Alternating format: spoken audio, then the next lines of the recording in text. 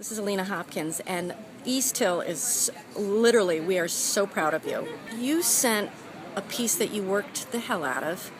For how many weeks did you work that piece? Or months? Months. I started it, I think I started in January, and the submission went out late May.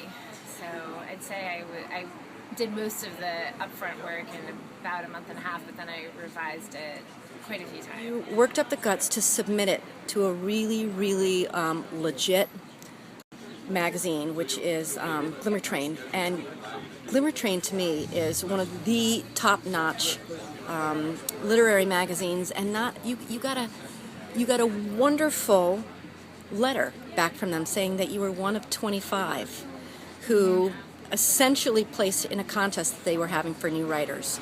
Yep, that's right. And were you surprised? I think I was surprised. I was so surprised that I had to read the email about 5 times to understand what it was saying. So apparently they got over 1,000 submissions huge. To this contest, and so this basically means you're a finalist. And while of course I would have loved to have won, and my ultimate goal is to get published, since I don't want to overstate how much of an accomplishment this is, I hadn't submitted stories for, over a decade. The other thing was I hadn't really been writing for about 10 or 15 years, and I just started writing, and this was the first story I drafted, and I really just felt this kind of wind at my back, so why not? I had nothing to lose. So if you were going to give a recommendation to the other folks who come to East Hill, what would you tell them about submitting? What would your advice be?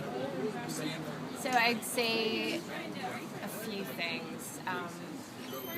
One is, if your goal as a writer is to have other people read your work, you do have to submit it. I mean, it sounds so simple, but that's something that I think we all forget, and it feels like someday someone's just going to swoop down and say, hey, can I read that? This is awesome. I'm going to publish it. And that doesn't happen. And the other thing is, you have to invest time in revision. We all hate that. But really getting to the place where you have a complete draft is just the very first step, and that was probably the hardest thing for me to learn and to get to. How has it helped you to work with a writer's group? Oh my gosh, I can't even tell you. It's a group of people, first of all, who understand why I need to do this. They're an audience that I can at least convince myself that they really need me to do this, and that if I don't have my piece ready for this Monday, they're going to be disappointed in me. I mean, it's just amazing, because I had only done 2 pieces now, and that was in maybe 6 months, and then I joined East Hill.